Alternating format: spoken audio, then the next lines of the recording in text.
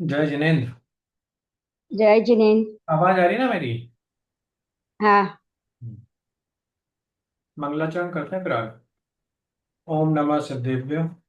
नमो अरहंताणम। हरिताणं नमो नमो सिद्धाणम। सीताणमोहाय नमो वज्र। नमो वज्रायाणं नमो नमो सब ये सौपसाहुणम्।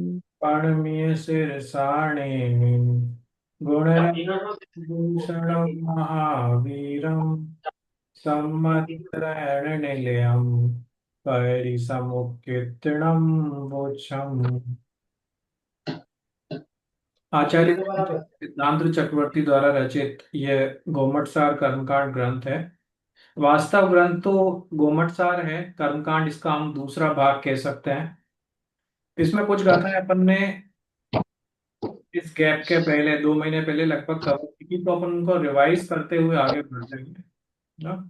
पहली गाथा में मंगलाचरण है, जिसका अर्थ अपन ने पिछले रविवार। अब जो दूसरी गाथा जहां से हम सिद्धांत में प्रवेश करने वाले हैं, तो दूसरी गाथा में बताया है प्रकृति के बारे में वर्णन करने वाला ये जो अधिकार है, इसमें मैं कर्म प्रकृतियों का वर्णन करूंगा ना। कर्म की प्रकृति, कर्म का स्वभाव, कर्मों के संबंध में वर्णन करेंगे। और ये कर्म के साथ कब से हैं कि जीवंगाणम अणाई संबंधो, इन जीवों का और कर्मों का अनादि काल से संबंध है ना। ये जीव अनादि काल से, तब से ही इस जीव के साथ कर्मबद्ध है, बंधन रूप है। किस प्रकार से कि कणियों वाले मत्वा, अर्थात जिस वर्ण पाषाण में, હવે જશે બધા ખાય નહીં તો પછી હવે જશે। उसी प्रकार इन जीवों में अनादि काल से ही कर्म मिले हुए हैं ना। मिले हुए हैं अर्थात अनादि काल से ही ये जीव कर्म सहित अशुद्ध अवस्था में ही रहा है ना। बाद में जाके कर्मों से अलग होता है। तो इस प्रकृति का स्वभाव, प्रकृति अर्थात शील या स्वभाव या नेचर जो कर्मों की कही, मैंने कर्म के बारे में बताया कि ये कर्म जीव के साथ अनादिकाल से रह रहे हैं। ऐसा नहीं है कि पहले कर्म आ गए या पहले जीव आ गया, फिर जीव की क्रियाओं के अनुसार कर्मों का वर्णन हुआ। तो ऐसा नहीं समझना है। अनादिकाल से, जब से जीव का अस्तित्व माना है, तब से ही कर्म का अस्तित्व भी है। और दोनों का एक साथ है ना। जीव कर्मों के साथ बद्ध तब से ही रहा है। अब इसमें एक है कि ताणथितम स्वयं सिद्धम, कि अनादि काल से ये जीवो कर्म जो मिले हुए हैं, वो अनादि काल से मिले हुए होने पर भी उनका अस्तित्व स्वयं से सिद्ध है। अर्थात वे एक दूसरे की वजह से नहीं है। जीव की वजह से कर्म नहीं है या कर्म की वजह से जीव नहीं है। जीव अपने अस्तित्व से है, कर्म अपने अस्तित्व से है। तो दो चीजें हमें यहाँ पे समझनी है कि अनादि काल से ही जीव भी है, अनादि काल से ही कर्म भी है। अनादि काल से ही जीव और कर्म एक दूसरे के साथ संबंधित हैं।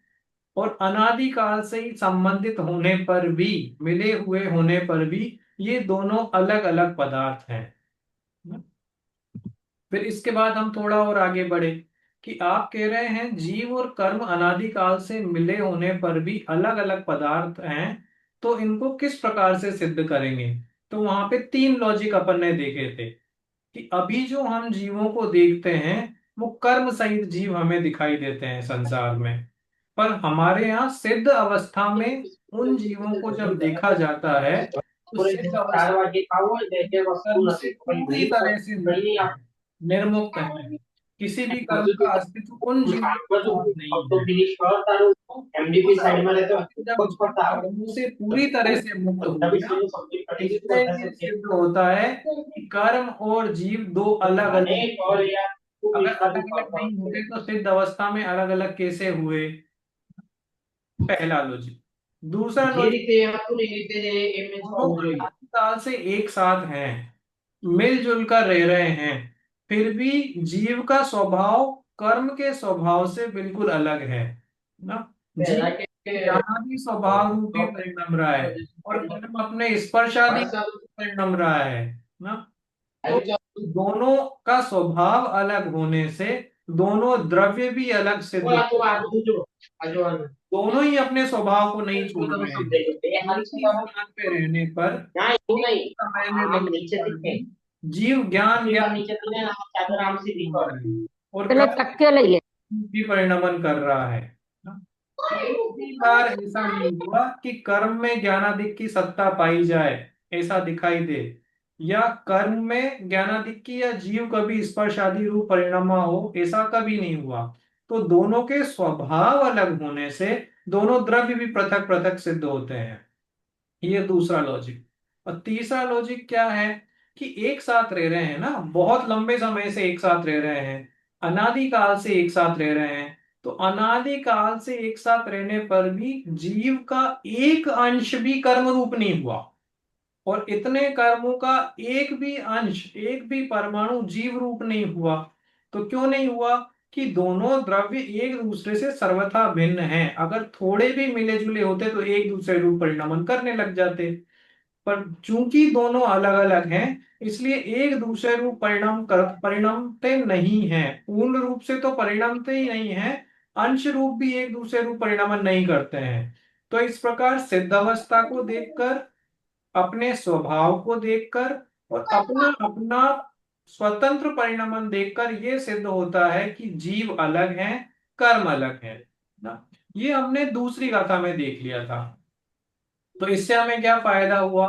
कि इससे हमें फायदा ये हुआ कि जब हम कर्म सहित जीव को देखते हैं, उस समय भी हमें ये ख्याल में आता है कि चाहे मैं कर्म सहित हूं, लेकिन ये कर्म में नहीं हूं, ये कर्म कोई दूसरी चीज ही है। अनादिकाल से हम साथ में रह रहे हैं, लेकिन निश्चित रूप से मैं उस अवस्था में पहुंचने वाला हूं जहां पे ये दुखदाई कर्म मुझसे मुक्त ही होने वाले हैं, या मैं इनसे मुक्त ही होने वाला हूं। पहली बात। दूसरी बात, कि चाहे हम एक साथ रह रहे हैं, चाहे हम एक साथ दिखाई देते हैं, चाहे हम जीव को कर्मों के साथ देखते हैं, लेकिन मेरा एक भी अंश कर्म रूप नहीं हो रहा है, या किसी भी कर्म का एक भी परमाणु, कोई भी अंश जीव रूप नहीं परिणम रहा है। मैं दोनों चीजों को साथ में लेके चल रहा हूं। ये बहुत बड़ी बात हमें समझ में आती है ना। और जब मुझे पता चलता है कि ये कर्म अलग हैं, तो मेरा पुरुषार्थ जागृत होता है, मेरे पुरुषार्थ को बल मिलता है कि जो चीज अलग है उसको अलग ही समझ के मैं अपने रूप ही पुरुषार्थ करूं, मैं जीवत्व में रहने का ही पुरुषार्थ करूं, मैं सम्यक पुरुषार्थ ही करूं, मैं कर्म की ओर दृष्टि रख के पुरुषार्थ नहीं करूं ना। ये बहुत बड़ा फायदा हमें इस ज्ञान से मिलता है, इस गाथाओं के ज्ञान से मिलता है। आगे बढ़ा हम, तो एक प्रश्न आया तीसरी गाथा में कि आपने कहा अनादिकाल से जीव और कर्म एक साथ रह रहे हैं, तो ये जीव और कर्म एक साथ क्यों रह रहे हैं? क्या कारण है कि दो अलग अलग द्रव्य होने पर भी ये जीव कर्मों के साथ क्यों रह रहा है? ऐसी क्या मजबूरी है, ऐसी क्या सिचुएशन बनी? तो उसका जवाब तीसरी गाथा में दिया कि देह के उदय से, देह अर्थात शरीर, शरीर नाम कर्म के उदय से योग सहित होकर यह जीव कर्म और नो कर्म को ग्रहण करता है।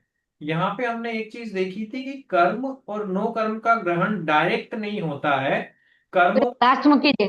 कार्माण वर्गणाओं के रूप में, और नो कर्म का ग्रहण नो कार्माण वर्गणाओं के रूप में होता है। और यहाँ पे कारण क्या बताया कि ये जीव कर्मों के साथ अनादिकाल से क्यों है? कि योग से सहित होने के कारण, कहीं ना कहीं पे योग ऐसा कारण है जिसके कारण इस जीव को कर्मों के साथ रहना पड़ता है। उदाहरण क्या दिया इसमें? कि जैसे गरम लोहे का पिंड हो, उसको हम पानी में डालें, तो उस गर्माहट के कारण वो लोहे का गर्म पिंड प्रत्येक समय सर्वांग से पानी को खींचने लगता है अपनी तरफ। वैसे ही इस जीव को अगर योग के साथ मिला दें, इस जीव को जब योग का उदय हो, योग के सहित होने पर यह जीव भी सर्वांग से अर्थात प्रत्येक अंग से, प्रत्येक आत्मा क्षेत्र से, आत्मा के प्रत्येक प्रदेश से प्रति समय जैसे वो आग का गोला पानी को अपनी ओर खींच रहा था, ये आत्मा भी, यह जीव भी कर्मों को अपनी ओर खींचने लगता है। अब इस सिद्धांत में कुछ चीजें समझने लायक हैं। क्या? कि कर्म और नो कर्म का संयोग जो जीव के साथ अनादिकाल से है, उसका प्रमुख कारण है योग। दूसरा, योग के कारण इस जीव को कर्मों का ग्रहण प्रति समय हो रहा है और सर्वांग से हो रहा है। अर्थात संसार अवस्था में एक भी समय ऐसा नहीं है जब जब ये जीव योग के सहित है, योग से सहित है, इस जीव ने प्रत्येक समय में कर्मों का ग्रहण किया ही है। बीच में कहीं भी स्टॉपेज नहीं है, बीच में कहीं भी हम रुके नहीं हैं, कोई रेस्ट नहीं लिया है, कुछ पॉज नहीं हुआ है ना। और सर्वांग से कर्मों का ग्रहण हुआ है, अर्थात आत्म शरीर में जहां भी है, पैर से लेके सिर तक प्रत्येक प्रदेशों में हमारे कर्मों का ग्रहण हुआ है। तो ये मिथ्या मान्यता हट जानी चाहिए कि जब हम धार्मिक कार्यों में लगे हुए हों, जब हम स्वाध्याय कर रहे हों, जब हम मंदिर में बैठे हों, तो हमें कर्मों का ग्रहण नहीं हो रहा है, ऐसा नहीं समझना चाहिए। संसार अवस्था में अगर जीव योग सहित है, तो कर्माण वर्गणाएं निरंतर ग्रहित हो रही हैं हमारे द्वारा। हाँ? प्रत्येक समय हो रही हैं, सर्वांग से हो रही हैं। गर्म लोहे के पिंड का उदाहरण इसमें दिया है, ये पुराने आपके नोट में होगा तो आप उसको वहां से भी देख सकते हैं। हाँ मैं जी। कीधुं आम तो चणे घसीने जाए तो अब यहाँ पे दो चीजें हैं, कर्म और नो कर्म का ग्रहण। तो कर्म हम किन्हें कहेंगे? कि जो मूल प्रकृतियां हैं कर्म की, ज्ञानावरण, दर्शनावरण, वेदनीय, मोहनीय, आयु, नाम, गोत्र, अंतराय, ये तो कर्म हो गए। और इन कर्मों के उदय में या बंधन में निमित्त होने वाले जो अन्य पदार्थ हैं ना, वो सब नो कर्म कहलाएंगे। ठीक है? जैसे कि अभी पंखा चल रहा है ना, तो मेरे को अच्छा लग रहा है, सब कुछ सही चल रहा है। जैसे ही पंखा बंद हुआ तो मुझे गर्मी लगना चालू हुई, तो असाता वेदनीय कर्म का उदय आया। तो असाता वेदनीय कर्म के उदय में निमित्त क्या बना? कि पंखे का बंद होना। हम समझ रहे हैं, हम पढ़ रहे हैं, हम स्वाध्याय कर रहे हैं और अचानक लाइट चली जाए, तो जो ज्ञान होने वाला था, उस ज्ञानावरण के उदय में निमित्त क्या बना? कि वो लाइट का चला जाना है। तो कर्मों के बंधन में या उदय में, चूंकि हम आराम से देख सकते हैं, तो उदय में जो निमित्त हो रहे हैं, शरीर हो सकता है या अन्य पदार्थ, वो सब वर्गणाएं नो कर्म कहलाएंगी।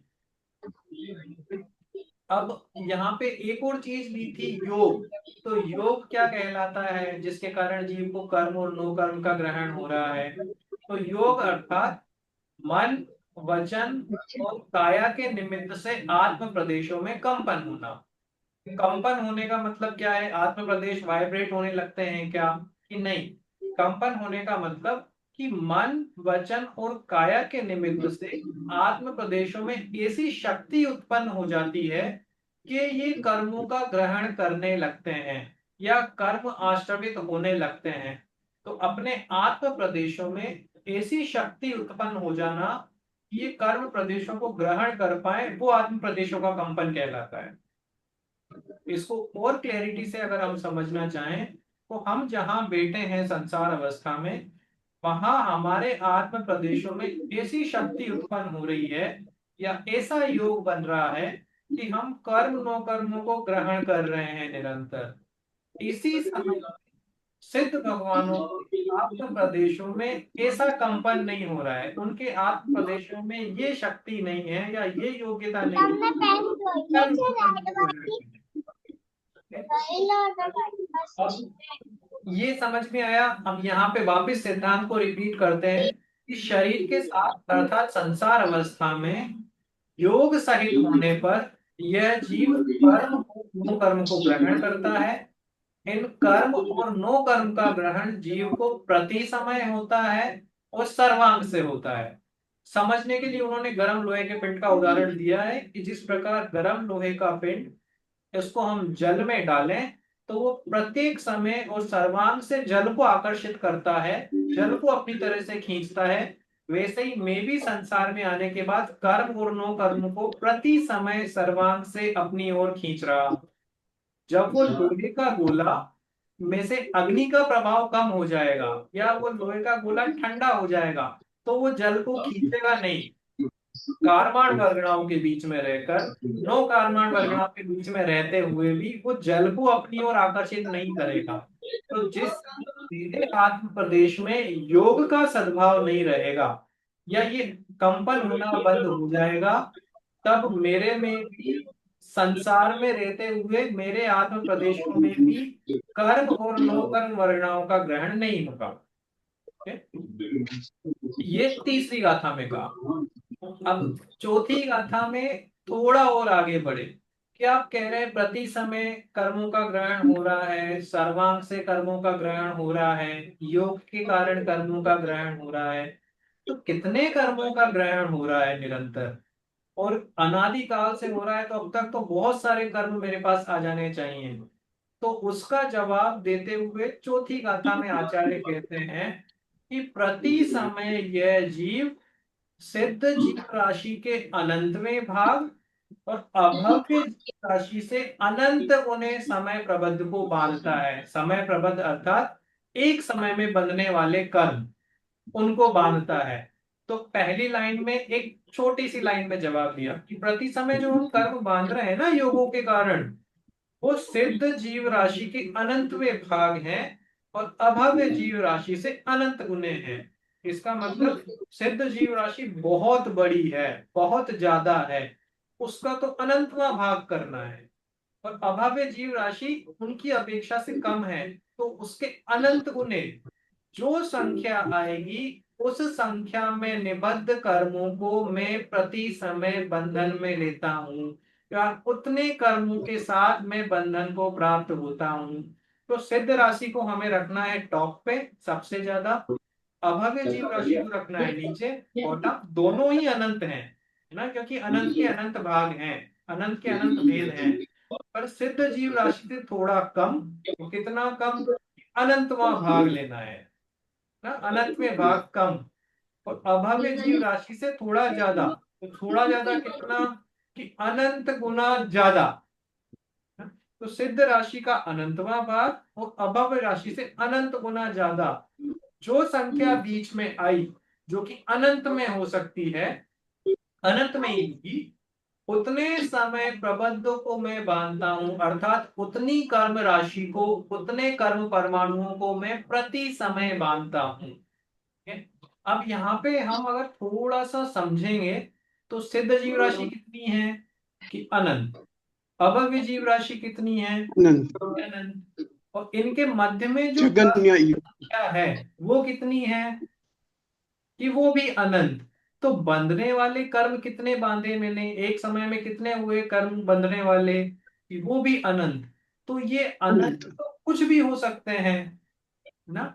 अगर हम इसको उदाहरण के रूप में देखें, तो अगर मैं सिद्ध जीव राशि को 16 मानूं और अभव्य जीव राशि को मैं 20 मानूं, तो मैं कितने कर्मों को बांध सकता हूं कि 21 से लेकर 21 और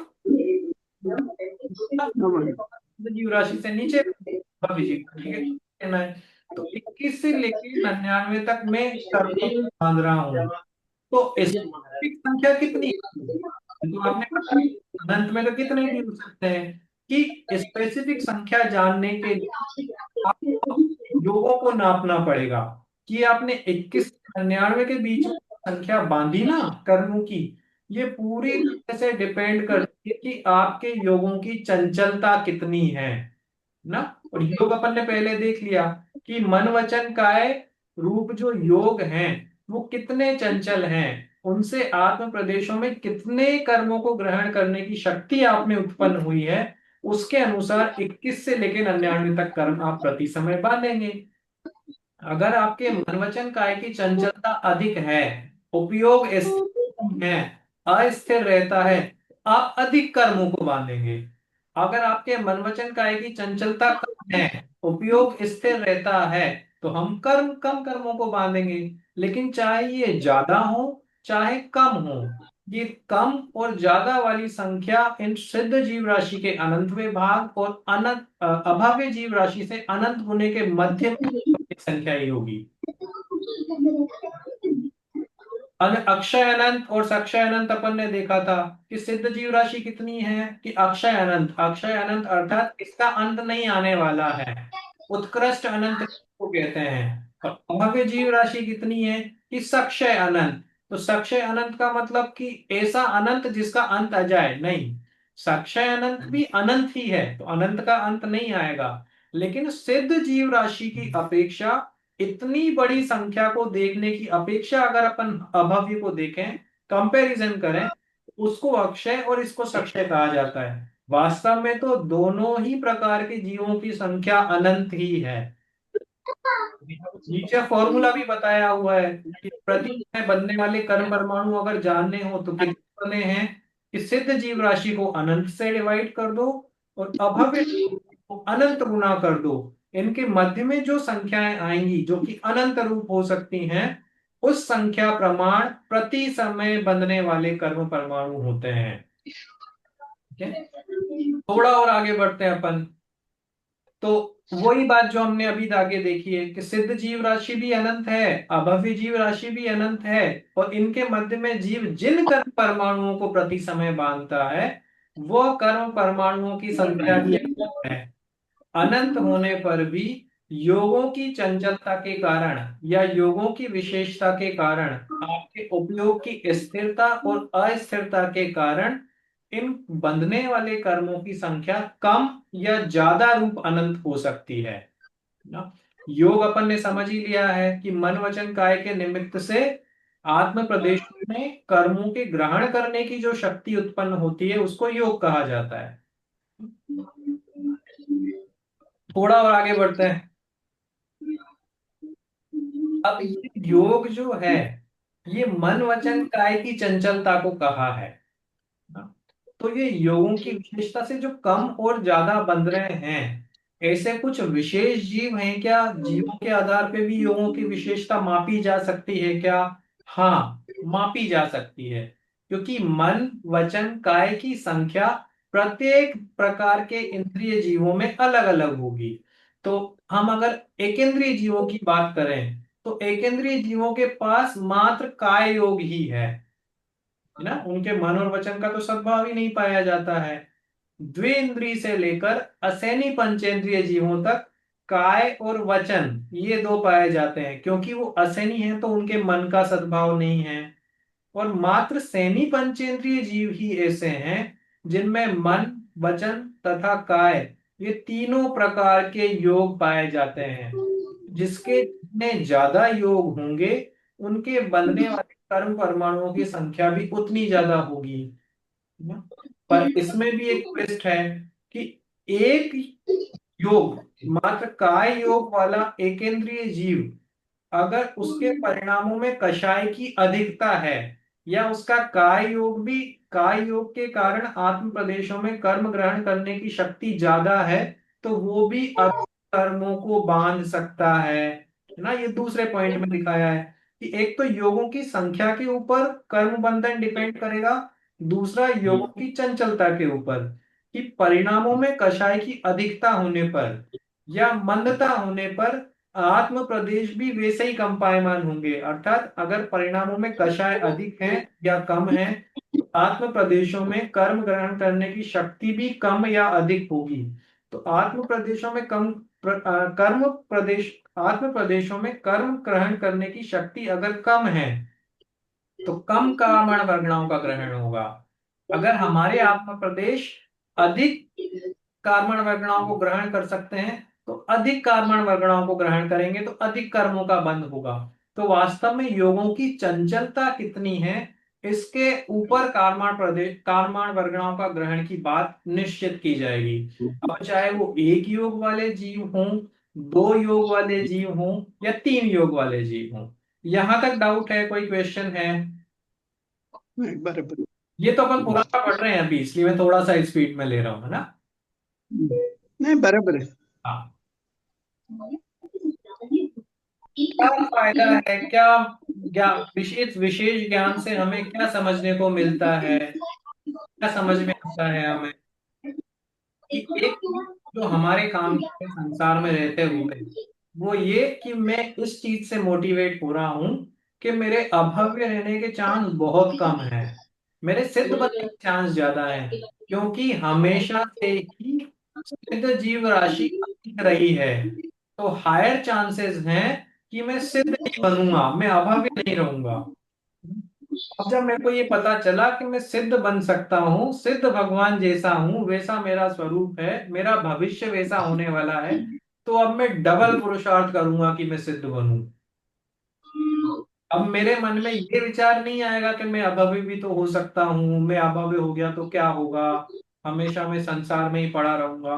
तो हमें ये समझना चाहिए कि अभव्य जीव राशि तो बहुत कम है ना, और संसार में हम दूसरे जीवों से कंपेयर करें तो उनसे तो हम बहुत ऊपर हैं। सिद्ध बनने के चांस ज्यादा हैं, हमें सिद्ध ही बनना है, तो हम पुरुषार्थ भी वैसा ही क्यों ना करें। तो ये इसका सबसे बड़ा फायदा है। और योग, योगों को वश में रखने का ख्याल या भान हमें होता है, क्योंकि अब हम ये जानते हैं कि जो कर्मों का ग्रहण हमें हो रहा है ना, इसका मूल कारण योग है ना। आत्म प्रदेशों में कंपन होगा, अधिक कंपन तो अधिक कर्मों का ग्रहण, कम कंपन तो कम कर्मों का ग्रहण। तो अब मुझे अपने योगों को कंट्रोल करना है, योगों की चंचलता को वश में करना है। आत्म प्रदेश शक्ति उत्पन्न नहीं होने देनी है संक्लेश परिणामों के कारण कि मैं अधिक कर्मों को बंद करूं, अधिक कर्मों का बंधन करूं। तो योगों को वश में रहने की, रखने की प्रेरणा मिलती है।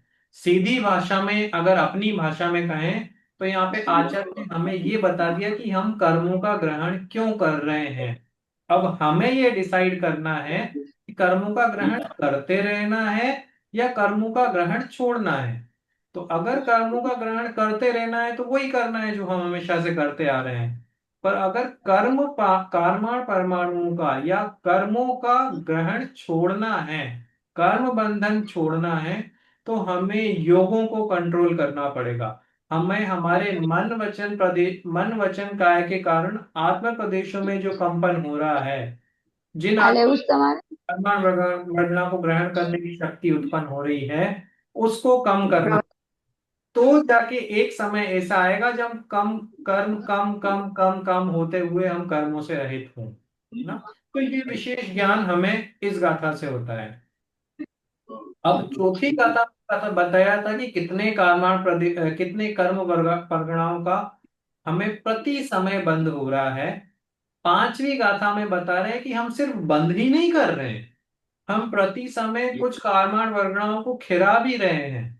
तो कितने कर्म हम निरंतर खिरा रहे हैं, कि बांध कितने रहे थे आप, कि समय प्रबद्ध बांध रहे थे ना। तो कहते हैं कि समय प्रबद्ध बांध रहे थे, तो वैसे ही समय प्रबद्ध आप खिरा भी रहे हैं। तो हमें यहाँ पे समय प्रबद्ध की परिभाषा जाननी पड़ेगी। तो समय प्रबद्ध किसे कहते हैं, कि एक समय में जीव जितने कर्मों को बांधता है वो समय प्रबद्ध कहलाता प्रति समय बनने वाले कर्म। है। उसको समय प्रबद्ध भी कह सकते हैं, समय प्रबद्ध कर्म भी कह सकते हैं। तो जितने कर्म हम प्रति समय बांध रहे हैं, उतने ही कर्म हम प्रति समय खिरा भी रहे हैं ना। और विशेष आगे क्या बोला, कि जो समय प्रबद्ध कर्म हम प्रति समय बांध रहे थे ना, उनमें योगों के कारण जैसा आपने देखा कि 21 भी बांध सकते हैं, 99 भी बांध सकते हैं, बीच में किसी भी संख्या के बांध सकते हैं। वैसे ही यहाँ पे खिराने में भी प्रयोग से आप कम भी खिरा सकते हैं और ज्यादा भी खिरा सकते हैं ना। उस एग्जाम्पल में कि हम 21 से लेके 99 के बीच में कर्म बांध रहे थे, तो यहाँ पे हम खिराएंगे भी कितने सामान्य से, कि जितने बांधे थे उतने खिराने हैं। तो 21 से लेके 99 तक के बीच में हम खिरा भी रहे हैं। लेकिन हम विशेष प्रयोग करें, प्रयोग अर्थात तपस्चरण आदि करें, शुद्ध भाव में रहें, तो 21 और 99 के बीच में जो संख्याएं हैं उनसे अधिक कर्म भी हम खिरा सकते हैं ना। तो वो देखो पहला पॉइंट जो कहा है कि संसारी जीव के प्रति समय समय प्रबद्ध कर्म खिरते हैं सामान्य रूप से, लेकिन प्रयोग से अनेक समय प्रबद्ध कर्म भी खिर सकते हैं। तो जितने बांधे उतने खिर गए। फिर हमारे पास बचा क्या कि 1.5 गुण हानि आयाम से गुणित समय प्रबद्ध सत्ता में भी रह जाते हैं। आपने 20 बांधे, 20 प्रति समय खिराए, और 1.5 गुने अर्थात 30 हमारी सत्ता में हमेशा बने रहते हैं। क्योंकि जितने बांधेंगे उतने ही खिरा देंगे, तो फिर तो हमें मोक्ष हो जाएगा। क्योंकि एक समय में आपने बांधा, उसी समय खिरा दिया, तो फिर तो हम कर्म रहित हो जाएंगे। तो सत्ता में भी कुछ कर्म रहना जरूरी है संसार अवस्था के लिए। तो यहाँ पे सत्ता में रहने वाले कर्मों की संख्या भी उन्होंने बता दी। ठीक है। अभी तक हमें कर्म के बंध, सत्ता और अ, उदय या जीर्ण जिसको कहते हैं, जिन कर्मों को खिरते हैं, तो बंधन होने वाले, सत्ता में रहने वाले और खिरने वाले कर्मों की संख्या का पता चल गया कि समय प्रबद्ध बांधते हैं, समय प्रबद्ध खिराते हैं, और समय प्रबद्ध से 1.5 गुण हानि आयाम अर्थात मोटे मोटे 1.5 गुने से कुछ ज्यादा कुछ कम हम सब सत्ता में भी हमेशा रखते हैं। ठीक है। आगे समय प्रबंध की परिभाषा हमने देख ली है। प्रयोग भी हमने देख लिया। प्रयोग कहे जा सकते हैं तपस्चरण आदि विशिष्ट परिणाम अर्थात शुद्ध भाव, जिनके कारण कर्म दुगनी स्पीड से निर्जरित हो रहे हों, दुगनी स्पीड से गिर रहे हों। और गुण हानि का मतलब क्या है कि गुणाकार रूप में या गुणाकार क्रम में हीन हीन होने वाली संख्या। आपने अभी 1 गुना कर्म खिराए, दूसरे समय में आप दोगुने कर्म खिराएंगे, तीसरे समय में आप तिगुने कर्म खिराएंगे। इस प्रकार गुणा मल्टीप्लाइड रूप से आप कर्मों को खिराते जा रहे हैं ना। सत्ता क्या कहलाती है कि सत्ता अर्थात बंधने वाले कर्म खिरने के पहले जिस अवस्था में जीव के साथ रहेंगे वो सत्ता कहलाएगी। तो कर्मों का विवक्षित काल तक अर्थात एक निश्चित समय तक जीव के आत्म प्रदेशों के साथ अस्तित्व बना रहना, जीव के साथ उनका अस्तित्व रहना, वो सत्ता कहलाती है ना। सामान्य रूप से उदय में नहीं आता है, हाँ जी। उदय में नहीं आता है वहां तक। हाँ, जब तक उदय में नहीं आएगा, वही मैंने कहा ना कि बंधने के बाद और बस, उदय में आने के पहले जो कर्म हाँ बराबर। जिनके आत्म प्रदेशों के साथ रहेंगे वो सत्ता में पड़े हुए कर्म है। सच। सामान्य रूप से खिलने वाले कर्म कितने हो गए? एक समय प्रबल। प्रयोग से खिलने वाले कर्म कितने हो गए? अनेक समय प्रबल। एक समय में बांधे जितने, उससे ज्यादा भी मैं खिला सकता हूँ। और वास्तव में यही करने लायक काम है, क्योंकि जितने बांधूंगा उतने खिलाऊंगा तो मेरा काम नहीं होगा। तो जितने मैं बांध रहा हूं उससे ज्यादा मुझे खिलाने का निरंतर प्रयास करना पड़ेगा, तभी तो मैं ये इन्वेंट्री या सत्ता में पड़े हुए कर्म भी कम कर पाऊंगा ना। अब कर्म सत्ता में बने रहने का जो अंतिम पॉइंट है वो हम देखेंगे कि कर्म बंद हुआ और इधर उदय हुआ अर्थात कर्म खिले। उसके बीच में जो अबाधा काल है, उस अबाधा काल के कारण कर्मों की सत्ता बनती है। अबाधा काल अर्थात कर्म बंधने के बाद जब तक उदय में नहीं आएंगे, उस समय को हम अबाधा काल कहते हैं। आपने कर्म बांधा, पर वो बांधने के बाद तुरंत फल नहीं दे रहा है। तो जब तक वो फल नहीं देगा तब तक का समय अबाधा काल कहलाएगा। और इस अबाधा काल में कर्म मात्र सत्ता में पड़े रहते हैं, जीव के आत्म प्रदेशों के साथ बंधे रहते हैं। कोई फर्क नहीं पड़ता उनको। फर्क कब पड़ेगा? जब अबाधा काल पूरा होने के बाद वो उदय में आएंगे। अब कर्म बल हुआ, उनकी सत्ता बनी, फिर वो अबाधा काल तक हमारे आत्म प्रदेश में निष्क्रिय रूप से पड़े रहेंगे, कुछ नहीं करने वाले हैं ना। फिर जैसे उदय में आकर खिलने लग जाएंगे। तो जब ये उदय में आकर खिलने लगते हैं, एकदम से पूरे नहीं खिल जाते हैं। ये निषेक रचना के अनुसार खिलते हैं या निषेक रचना के अनुसार उदय में आते हैं। अब निषेक किसे कहते हैं कि जो आपने लॉट बांधा, जो बैच आपने कर्म परमाणुओं का बांधा है, वो प्रति समय कुछ कुछ कर्म परमाणुओं को लेके उदय में आ रहा है। मान लो हमने 100 कर्म बांधे और वो 5 समय तक खिरने हैं। तो पहले समय में 30 खिर जाएंगे, दूसरे समय में 20 खिर जाएंगे, तीसरे समय में 10 खिर जाएंगे।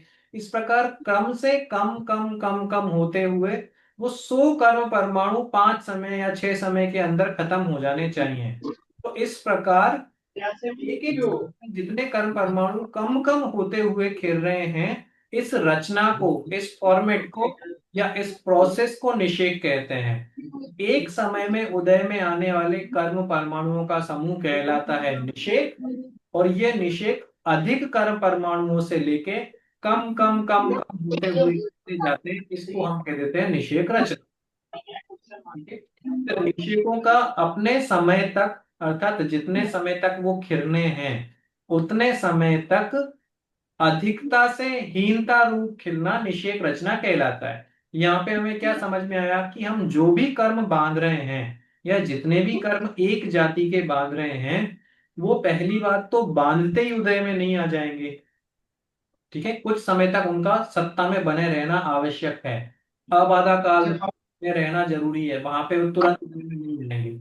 और जब वो उदय में आना प्रारंभ करेंगे तो एक साथ जितने बांधे थे वो पूरे के पूरे उदय में भी नहीं आएंगे। तो वो पहले अधिक उदय में आ जाएंगे, मतलब अधिकांश भाग उनका उदय में आ जाएगा। और जितने समय तक उनको उदय में आना है उतने समय तक वो क्रम से कम कम होते हुए उदय में आते रहेंगे। और अपने समय पूरा कर्म लौट खत्म हो जाए।